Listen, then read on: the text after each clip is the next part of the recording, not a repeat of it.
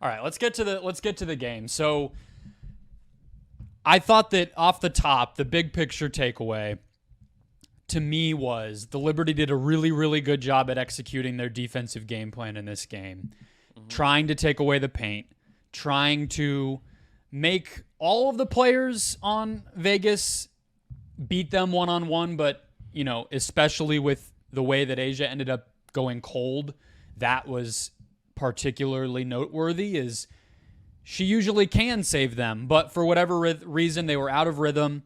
The other players weren't quite, engaged and involved the way that they normally are. They didn't share the ball like they often do. They got uncomfortable, and then Asia wasn't able to bail them out like she sometimes does.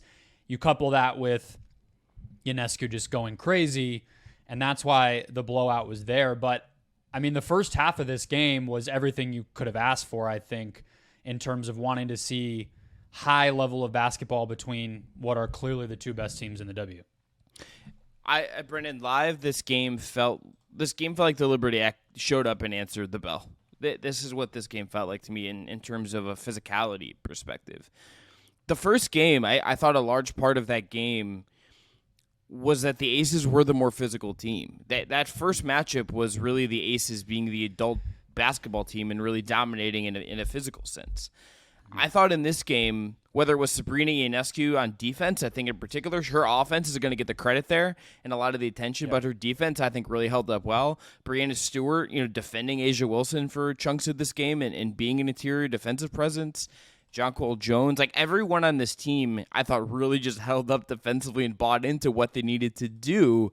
And that was not the case in game one. And if they play that physical and have the offensive upside they do, like that's the recipe. Like this game, they could play a very similar game and not beat the Aces by as much as they did. But this is the template of a performance for them that could allow them to win the title. Like that doesn't feel out of the question to me that they could put together a couple of these games in a series like this and ultimately go home champions. This is how they would do it. Yeah, a lot of it came together, I think, and the fact that they were able to do this with Stewie only shooting 8 of 20, and especially in the first half, just wasn't really a major force. I think she made a couple of big threes in the first half, but other than that, she did have a couple of nice blocks too, and obviously finishes with 3 steals and 3 blocks total. But this wasn't a game, if you were to just say the biggest cheat code that New York has in this matchup is that Stewie can score over anybody that Vegas throws at her. That really wasn't it. So it almost makes you more, I think, impressed and excited about what they can do going forward. But it was, to circle back, a lot of what they've been doing during their improved sort of late July into early August stretch, the Liberty showed up. And if your takeaway from that first game was the physicality, I hear that completely. The Liberty scored 98 points in that game and shot 58% from the field. To me, my big takeaway was just that I came away from the first matchup like, can the Liberty guard the Aces at all? Like, is it just a wrap? And I do think that you noticed the fact that Candace Parker was not on the court was very noticeable in this game. The fact that Jonquel Jones was able to be in the paint instead of having to space guard a spaced out Candace Parker, and what she can do as a playmaker. She had 5 assists in the first game, and Kia Stokes is just not the type of player who's going to do that. So the fact that they didn't have to have Stewie go off and the fact that their defense looked capable, like those are huge indicators going forward, because I think those were both probably the 2 biggest questions. And I don't think one game answers them, but they got a lot closer to answering those questions. And look, we don't know if Candace Parker is going to be around we don't really know if she's going to play or not if these 2 teams do meet in the finals. So that's worth learning. But I feel like we've wasted a little bit. We've not gotten to Sabrina Ionescu as quickly as we maybe should have in talking about this game, because I think she, in a lot of ways, will be the story of this game. You could look at Asia Wilson, having the performance she did. You could look at, Kelsey Plum had a very quiet day by her standards. You could look at how the physicality thing we touched on. But Ionescu, I texted you this. Look, I'm not going to sit here and say we have seen every game she has played at the WNBA or college or wherever. I would love to know. I didn't see if she got asked this, but I kind of like to know if she thought maybe this was the best game she's played as a pro in hindsight. To me, this is considering the stage, considering the moment, considering how she was really the hunted one in the last time these two teams played. This is the best game I think I've seen her play as a professional. She had 31 in 31 minutes and 55 seconds, just under 32. If this is a closer game, she probably breaks her career high, which I believe is 37. 12 of 19 from the field, 6 of 10 from 3. Also had 7 assists against just 1 turnover, had 5 boards, and again, really held up defensively. This was a complete two-way performance from Sabrina. Yeah. Like, this is a legitimate all-star performance from her. And she was just absolutely unconscious this entire game. And if I'm the Aces, that would terrify me, just because, like, in the same way we know that, like, Asia Wilson's not gonna probably play the way she did again in the Commissioner's Cup in a little bit. I don't, if you look at this and say, okay, maybe Sabrina's not gonna go 6 of 10 from 3 again, but if she goes 4 of 10, 4 of 11, and Stewie is kind of has a normal Stewie game, yeah, like good luck dealing with those two. No, you're totally right to point out that it was a two-way game. I think it just sort of goes back to how strange the offensive approach was from Vegas. They were doing strange things, getting the wrong types of switches. It just felt like the initial punch that New York threw got them out of sorts in a way. And again, maybe Asia being cold, but that's the way that they can exploit Ionescu is one-on-one.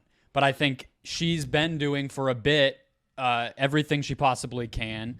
And in this game, at a higher level of competition, did it again defensively to just be in the right places, rotate correctly, execute the game plan. She was helping. There was a play where she helped off Kirsten Bell in the corner, who is a developing offensive player for New York or for Vegas that doesn't typically play, and she took away and got a steal on a pass to the roller where she was just right in the paint where she needed to be.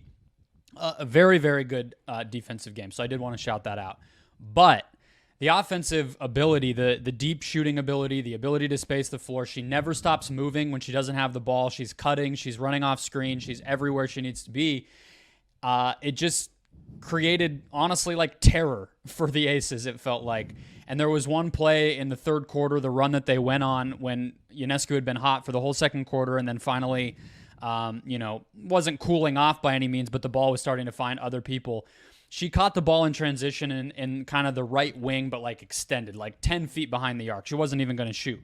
But the fact that she was so hot, the fact that she has that deep range, terrified the Aces so much that they sent 2 bodies toward her 10 feet behind the three-point line in full transition. She's at a full sprint. It's not like she's slowing down even with the ability to pull up. And she just hits Benijah Laney for a completely wide open right corner 3. The next possession, she gets a paint touch, kicks it to, I believe, Laney again in the right corner, another 3. And so that unselfishness and ability to use her gravity to her benefit, it was an all-around dominant game, and she was the best player on the court. I think you're absolutely right. I mean, this was a game of, how many All-Stars? And she was clearly the best player that there was. On the Aces side, I want to explore whether you think there was anything happening with Asia's performance, or is it just sometimes even awesome players just miss shots? It's awesome players miss good shots. It was a differently physical game. And again, to go back to her posting on, well, I guess we have to call it X now, right? Like, sure. Okay. I guess. When she goes to that platform that will not be named,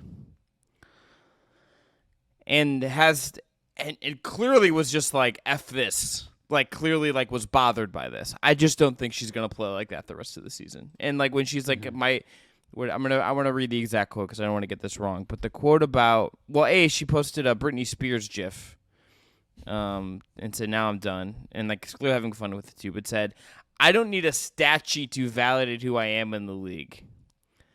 I kind of think she's gonna drop like 40 in a game in the next like week.